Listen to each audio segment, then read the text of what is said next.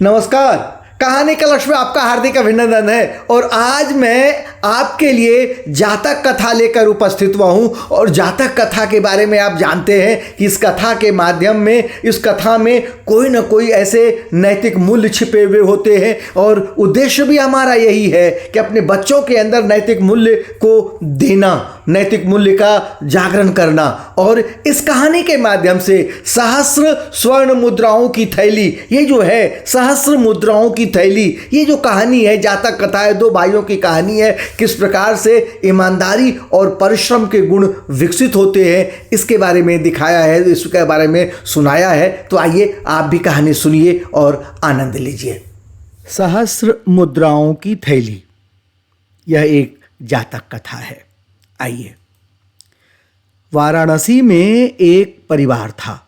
परिवार में माता पिता और उनके दो पुत्र थे। बड़ा बहुत दयालु और ईमानदार था, पर छोटा बिल्कुल उलट था, तेज और बेईमान। समय बीतता गया। दोनों भाइयों ने अपनी शिक्षा पूरी कर ली। दोनों पढ़ने में अच्छे थे। बड़े होने पर दोनों अपने पिता के साथ काम करने लगे। बड़ा भाई ईमानदारी से परिश्रम करता और छोटा जो कुछ भी करता बस ऊपरी मन से। एक दिन अचानक उनके पिता बीमार पड़ गए और उनका स्वर्गवास हो गया। दोनों भाइयों को सारा काम काज अपने बलबूते पर ही संभालना पड़ा।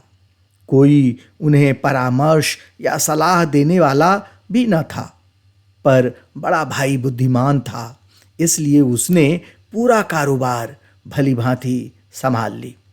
एक दिन बही खातों को देखते देखते बड़े भाई को ज्ञात हुआ कि गंगा पार के किसी गांव के एक व्यापारी ने उनके पिता से सहस्र स्वर्ण मुद्राएं ली थीं।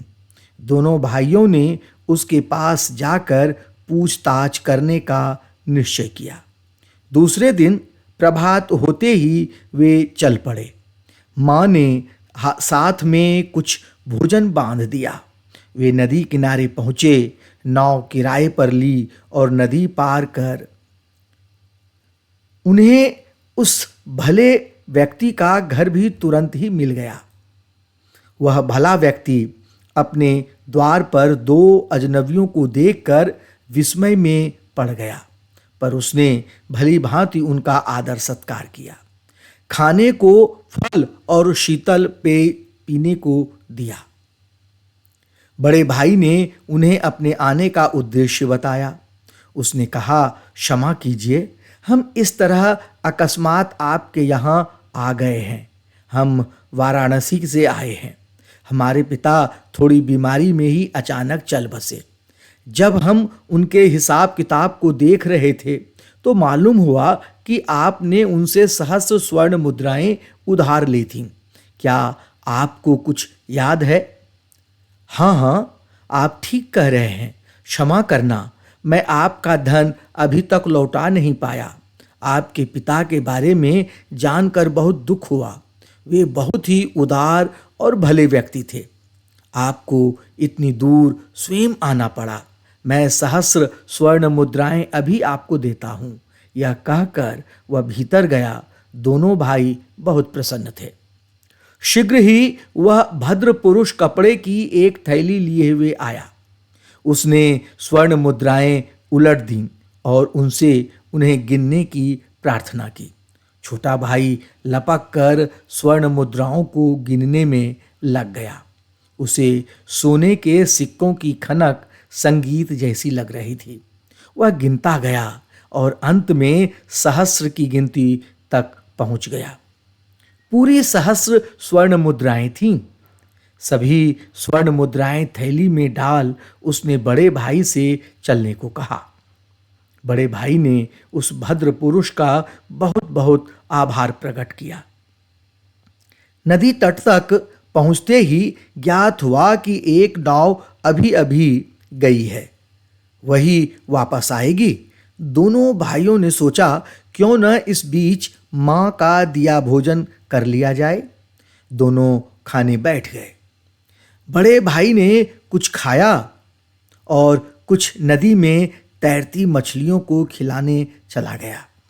मछलियां ऐसा स्वादिष्ट भोजन पाकर बहुत प्रसन्न हुई और बड़े भाई के प्रति मन से अपनी कृतज्ञता प्रकट की। नाव आने में देर थी, इसलिए बड़ा भाई रेत पर कपड़ा बिछा निद्रा मग्न हो गया। छोटा दुष्ट था, वह सारी स्वर्ण मुद्राएं स्वयं ही रखना चाहता था। जब उसने बड़े भाई को सोता पाया तो अपने गुलूबंद की को थैली की तरह गांठ बांध उसमें पूरी स्वर्ण मुद्राएं डाल ली। यह बिल्कुल थैली जैसी ही लगने लगी थी। उसने पहली थैली में वहीं बड़े छोटे छोटे कंकड़ भर दिए। उसने सोचा, नदी पार करते समय कंकरों से भरी थैली नदी में डाल देगा और कहेगा कि स्वर्ण मुद्राओं की थैली पानी में गिर गई। नाव आ गई। स्वर्ण मुद्राओं की थैली छोटे भाई के पास ही थी। उसने एक थैली अपने वस्त्रों में छुपा ली और दूसरी हाथ में रखी। नाव बहुत भरी हुई थी। बड़े भाई ने नाव के दूसरे सिरे पर कुछ खाली स्थान देख छोटे को उधर आने को संकेत किया। छोटा आगे बढ़ा। उसने लड़खड़ाकर गिरने का बहाना किया और थैली पानी में गिरा दी। वह चिल्लाया, ओह वह गई, भाई थैली पानी में गिर गई। मैं उसने पानी में कूदने का अभिनय किया, पर बड़े भाई ने उसे पकड़ लिया। बड़ा भाई काफी हैरान था पर शांत रहा। उसने समझाते हुए कहा, चिंता मत करो, जब वह पानी में गिर ही गई तो क्या किया जा सकता है, प्राण थोड़े ही देंगे, यहाँ पानी भी बहुत गहरा लगता है। छोटा बेसब्री से घर पहुंचने की प्रतीक्षा में था। वह शीघ्र से शीघ्र अपनी सहस्र मुद्राएं फिर से गिनना चाहता था। नदी किनारे नाव लगते ही उसने बड़े भाई से कहा, मुझे किसी से आवश्यक काम है, मैं अभी उससे मिलकर आता हूं, आप चलिए। उसने एकांत स्थान देखकर थैली उलट दी। अरे यह क्या, थैली से एक एक कर कंकड़ गिरने लगे। छोटे भाई ने निराशा से माथा पीट लिया। वह लालच में आकर बड़े भाई को धोखा देने के लिए पश्चाताप करने लगा। पर अब क्या हो सकता था, क्या हो सकता था? वह भारी मन से घर आया और बिस्तर पर जा पड़ा। वह बहुत ही दुखी था। उधर स्वर्ण मुद्राओं की थैली अजब घटनाक्रम से में जाकर फंसी। छोटे भाई ने कंकरों से थैली की जगह स्वर्ण मुद्राओं की थैली जल में फेंक दी थी। यह जल देवता ने देख लिया। वह बड़े भाई की सहायता करना चाहता था, क्योंकि वह बहुत दयालु और ईमानदार था। अपनी दैवी शक्ति से उसने वह थैली एक बहुत बड़ी मछली के मुंह में डाल दी। मछली ने उसे निगल लिया। दूसरे दिन मछुआरों ने नदी में जाल फेंका। बड़ी मछली भी अन्य मछलियों के साथ साथ जाल में फंस गई। यह मछली बड़ी तो थी ही, सुंदर भी थी। ऐसी मछली पाकर मछुआरे बहुत प्रसन्न हुए। मछुआरे उसे बेचने बाजार ले गए। उन्होंने उसका मोल रखा सहस्र स्वर्ण मुद्राएं और 7 ताम्र मुद्राएं। सब उसका मोल सुनकर क्रोध भरी नजरों से मछुआरों को देखते। इतनी महंगी मछली कौन खरीदता है? संध्या होने को थी। मछुआरे मछली लेकर दोनों भाइयों के द्वार पर आए। खटखटाने पर बड़े भाई ने द्वार खोला। यह मछली ले लें, एक मछुआरे ने कहा। इसका मोल क्या है? बड़े भाई ने पूछा। आप इसे 7 ताम्र मुद्राएं देकर खरीद सकते हैं। मछुआरों ने एक दूसरे की तरफ देखा, फिर बोले, औरों के लिए इसका दाम सहस्र स्वर्ण मुद्राएं और 7 ताम्र मुद्राएं हैं, परंतु आपके लिए इसका विशेष दाम है, केवल 7 ताम्र मुद्राएं। सौदा अच्छा था। बड़े भाई ने 7 ताम्र मुद्राओं में बड़ी मछली खरीद ली। बड़े भाई की पत्नी को मछली बहुत अच्छी लगी। उसने उसे खुद ही काटने की सोची। जैसे ही उसने काटने के लिए छुरी मारी, खन की आवाज आई। ऐसा लगा छुरी किसी धातु से टकराई हो। उसने बड़े ध्यान से मछली काटी। मछली के पेट से स्वर्ण मुद्राओं की पूरी थैली निकल आई। उसने आवेश में आते पति को आवाज लगाते हुए कहा, इधर आइए, यह करिश्मा देखिए, जल्दी आइए। और उसने वह थैली अपने पति के हाथों में थमा दी। बड़े ने तुरंत थैली पहचान ली। उसने अपनी पत्नी को पूरी घटना कह सुनाई और कहा, अब यह थैली फिर हमारे पास आ गई है।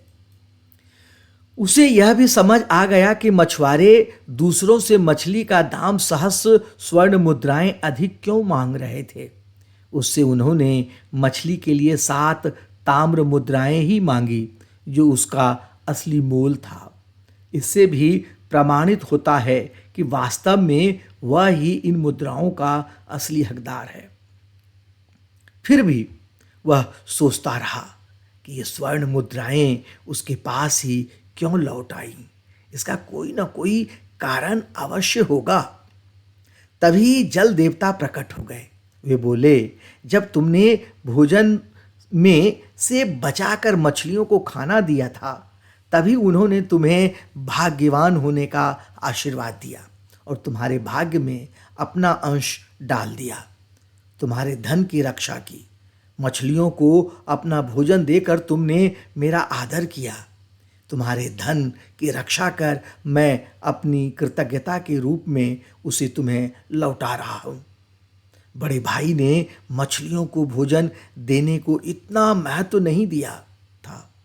उसके लिए अपना भोजन मिल बांट कर खाना स्वाभाविक ही था। उसने जल देवता की दयालुता के लिए उसका धन्यवाद किया। जल देवता की कहानी अभी पूरी नहीं हुई थी। उन्होंने बड़े भाई को बताया, उसके छोटे भाई ने उसे धोखा देने की कोशिश की। उसी का परिणाम है कि उसे अपने बुरे काम का दंड मिला। अब ये सहस्र स्वर्ण मुद्राएं केवल तुम्हारी हैं। इनमें से एक भी मुद्रा उसे मत देना, वह इसके योग्य कदापि नहीं है। यह कहकर जल देवता अंतर्ध्यान हो गए। बड़ा भाई दयालु और न्यायप्रिय था। वह अपने भाई को पिता के धन से वंचित नहीं करना चाहता था। उसने छोटे भाई से कहा, हमारे पिता की संपत्ति पर तुम्हारा बराबर का अधिकार है। नदी में गिरी स्वर्ण मुद्राओं की थैली मिल गई है। यह लो 500 रुपये, यह तुम्हारा हिस्सा है। छोटे भाई का सिर लज्जा और ग्लानि से झुक गया। ये दिखाता है कि अच्छे जो कर्म होते हैं, अच्छे जो काम होते हैं, उसके सामने बुरे से बुरा इंसान भी नतमस्तक होता है। और अच्छे कामों में आप ये मान लीजिए कि हृदय परिवर्तन करने की शक्ति होती है। तो छोटे भाई को पश्चाताप हुआ, तभी तो वह ग्लानि से उसका सर झुक गया। यह कहानी आपको कैसी लगी? अच्छी लगी? मैं इसी तरह की कहानी लेकर आता रहूँगा आपके लिए, आपके बच्चों के लिए। हम अपने बच्चों के लिए लेकर आएंगे और हम उन्हें कहानी सुनाएंगे। तो तब तक के लिए मैं अपनी वाणी को विराम देता हूँ। बहुत बहुत धन्यवाद।